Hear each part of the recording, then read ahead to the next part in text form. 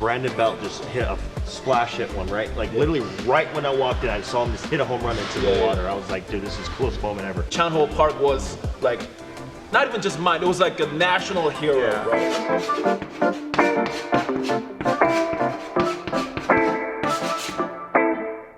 So my favorite athlete growing up, kind of an odd answer, but Brandon Inge. Anybody remember Brandon Inge? Yeah. Oh yes. Yeah. So Absolutely. Oh, you would Legend. pick a Tiger. I would pick a Legend. Tiger Wow. and a fellow Lynchburg Virginian.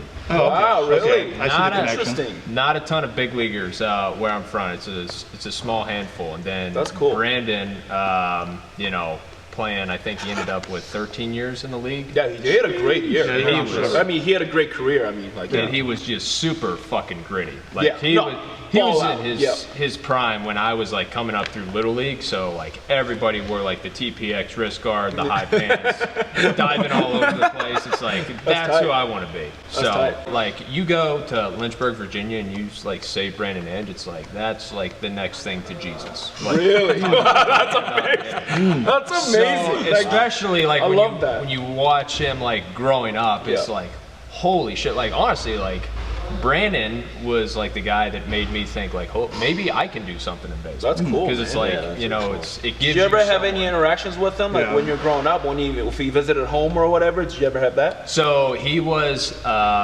He actually came back to my hometown for a few years after he retired, and he was the assistant coach at Brookville High School for I think 2 years. And his last year was my senior year of high school, and we played them. And I got to meet him like just momentarily. That's amazing. But then actually, when I got drafted by the Tigers in 2019, I was in Low A, which was West Michigan, Grand Rapids, Michigan at the time. And before the game, they were retiring, I think, Brandon's number for like the West Michigan Whitecaps. That's cool. So like they were having like this huge ceremony for him. Like everybody, like he is like really beloved by Yeah. everyone in Right. the Tigers organization, just That's because cool. like the phrase like Yeah, I don't think I've ever heard any like scandals or any No. like bad thing about Brandon No. Inge. It's like, oh yeah, he was a great Like, player, it's- great dude. if we're like really like being honest, like the saying like great player but like better person, like people throw that term around a lot, but it's Right. really rare. Like oftentimes that's 100%. not true, but Right. like with him, It's 100% true. Really? So it was not a don't meet your heroes type of moment. Oh, it's like- complete opposite. Yeah. And That's cool. like to this day, he shared his number with me. He's like, if you ever need anything or like have any like Unreal. advice you need something for, like What a just let me legend. know. So like Brandon Inge will always be like my guy. That's you know? tight. That's sick. That's sick. Who you got, Riley? I mean, we don't really have a sports team out in Hawaii, so I just kind of watched around, but I kind of just followed after my dad. So I really loved the Red Sox growing up. I knew Okay. everything like David Ortiz, Justin Pedroia, Jock Yeah, Beckett, yeah. Kevin Yougelis, all those guys. Just like loved watching them. And then I went to a couple Giants games when I was in San Francisco, and I remember I don't really have a favorite player. I guess you could say Madison Bumgarner, but there was a moment when I walked in, it was like a core memory of mine. Yeah. The first time ever walking into AT&T Park. Yeah. Brandon Belt just hit a splash hit one, right? Like literally right when I walked in, I saw him just hit a home run into the Yeah. water. I was like, dude, this is the coolest moment ever. Right. Sat down, game was going, and then Brian Wilson, who was on that team, Fear the Beard. legend, dude. I mean, I remember sitting down, and I'd never like heard his walk-up songs or anything. Right, And right. I'm sitting there, I'm like, I want this. Right. Like that was a moment. I was like, I want to do this right, like That's for cool. the rest of my life. And then I guess watching, I think it was 2014 World Series when Madison Bumgarner Yep. just absolutely just stole the show, like that Yeah. whole series, and he came in to close out that game to like Yeah. win the World Series. I think that was also a core He's moment. very Like, D-gap. You know? Yeah. And I actually met him when I got called up to like help out catch pens or whatever in the big league camp or whatever. Yeah. I went out and then like so I'm meeting all the big leaguers and stuff, like saying hi Pablo Sandoval and like Buster Posey. I met him and stuff, which was like, cool. And then I walk and then like this dude like just like cut like just like cut in the corner. I was like, I'm like, holy, like he is fucking massive. And I'm not small. Even when I played, I mean, I was pretty big.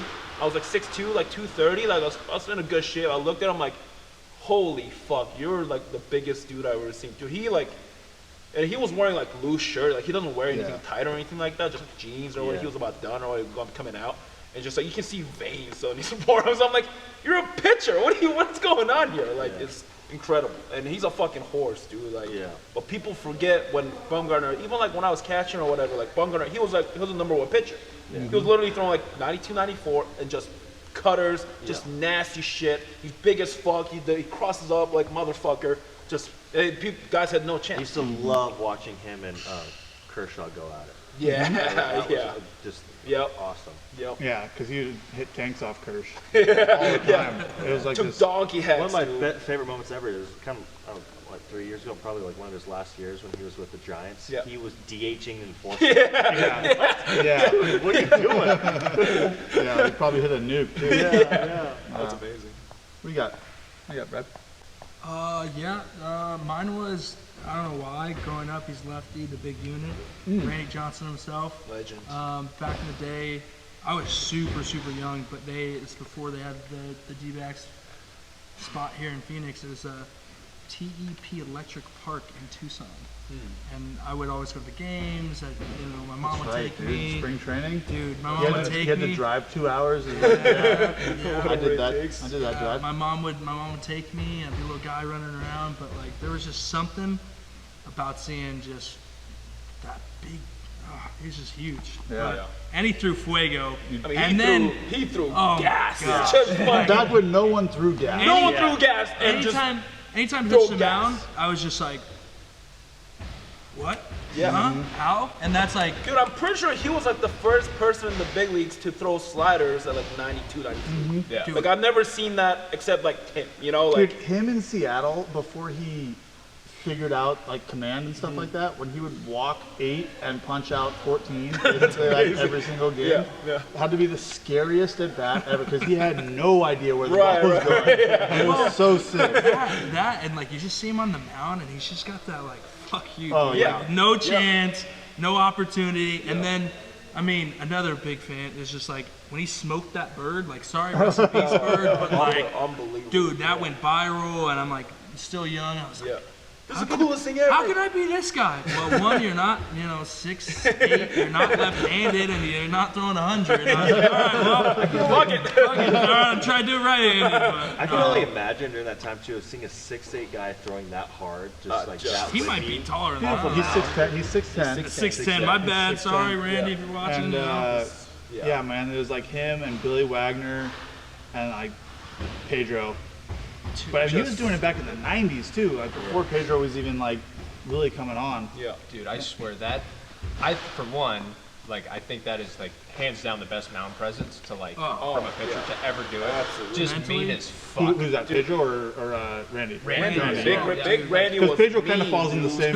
100%. He was Yeah. mean as shit Throw too, but behind like I guys felt and, like at he was- 100. He was ruthless. That's like the opposite. That is like my mentality now. Yeah. Like I would love to be Randy Johnson now, but growing up I was like I didn't throw hard. I was small. Yeah. I lifted small. I bunted the ball. Kevin? But I always liked guys that like were like command finesse guys. Right. I of course enjoyed watching the guys that threw hard and stuff, Right. but it just wasn't like tangible for me. Right, you know? right. It's not You like couldn't I ever- relate to it. Right, I couldn't relate to it. So I was a big Barry Zito fan. And then when Lincecum, when I Lincecum, got, dude, yeah, Lincecum, dude, when I yeah. first saw His 2 or Lincecum, 3 years, probably the best. I mean, unhittable. it's Dude, it's got to be like top 5, like easy. But the thing about him when he came up is like the results were fantastic. Right. But it was added to by like no one had ever seen. Right. They didn't know what they were looking at. Right. He's just like 5. 9, 5, 10, 8, you know? Yeah, 10, whatever. I mean, yeah. 5, 10 is pushing it, you know? Like, and like he was built, Yeah, but yeah, like yeah. still small guy. right. And he was throwing 101. Yeah, dude. Like, and you just look at this like I don't know what I'm watching. He's punching. I remember like I'd be at UCLA and I would go online as like MLB.com back before they had BAM, so you could see all the highlights and everything. Right.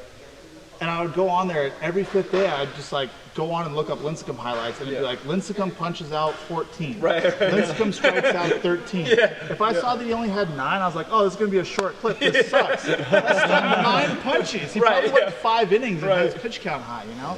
No, And it's just like that split, like the hammer curveball. Dude, his stuff is I still in my head there's a video of him pitching against UCLA in Washington when he was in college. It was his junior year, and I had this thing burned in my memory because I've watched it so many times, like trying to emulate what he was doing. Yeah.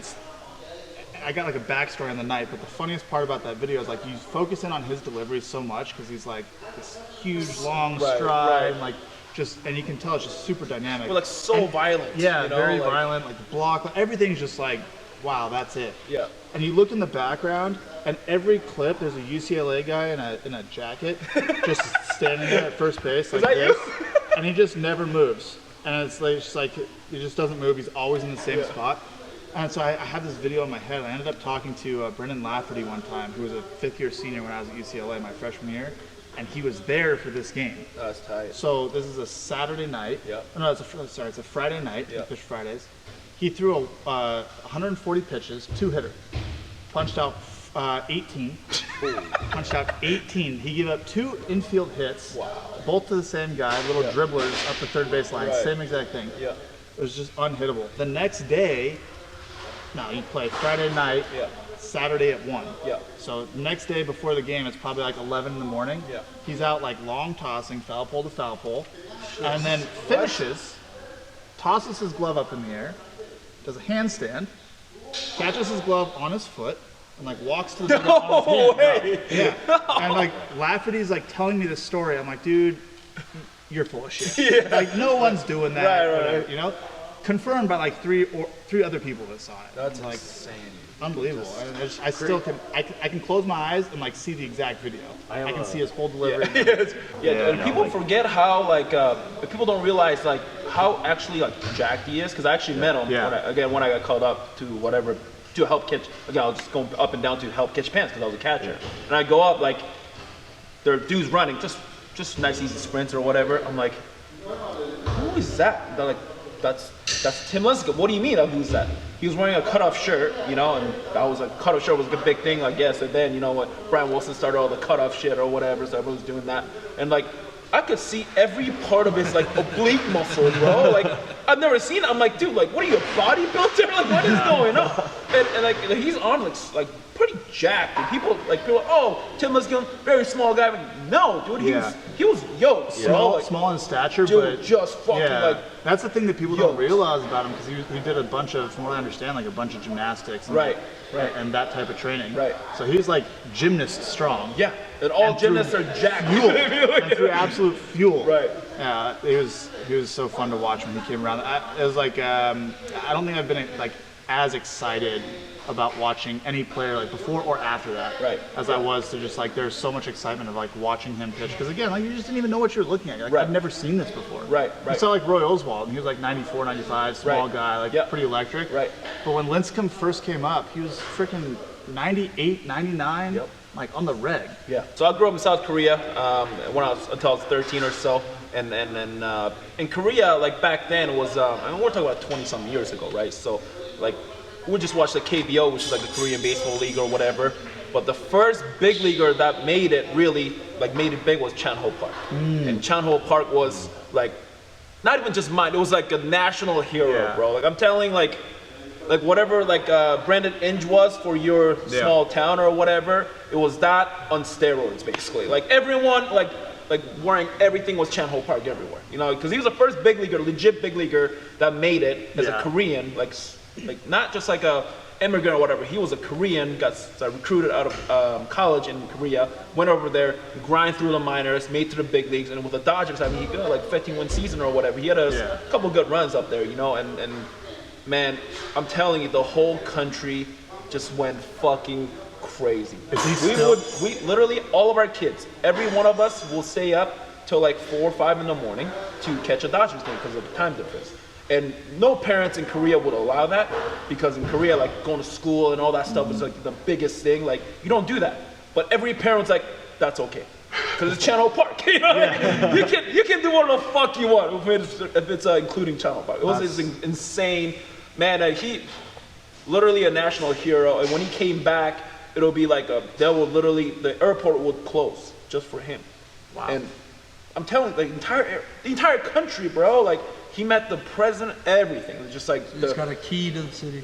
Literally, you know, it was like the greatest thing ever. And then for me, like growing up, I'm like, oh my, that's That's a dream, you know. Yeah. That is the dream, and that's why like MLB, like people didn't know what it was, especially 20, 30 years ago in Korea. Like they don't know what the fuck MLB really is, how many teams there are. They don't give a shit.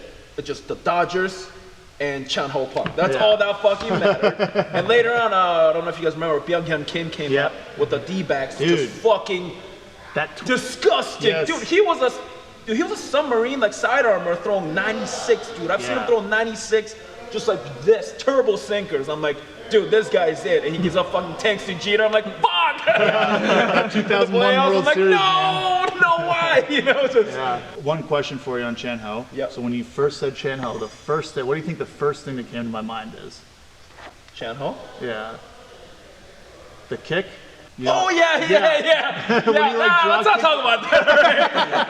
Right? Because who was a hitter? It was like a bunt or something, right? The hitter. I don't know if you guys remember. So he was running to first base. He was talking shit to Chan-Ho, and he literally turned around, did like a. It wasn't a drop. It was a roundhouse kick, bro. He literally did a roundhouse kick, and I'm like, what the fuck?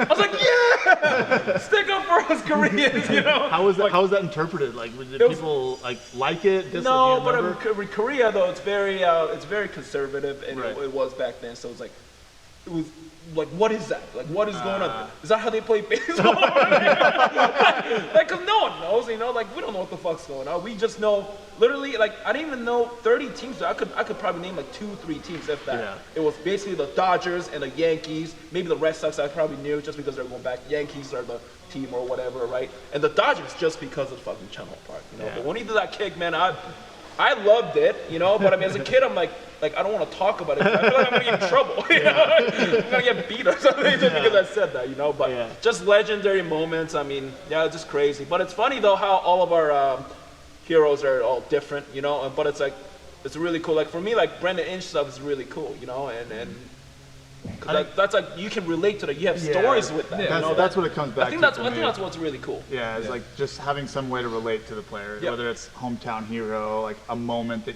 like you've been a part of and he's been a part of, or from my country, from whatever. Like, for me, like being undersized, you know, like that's pretty cool. So.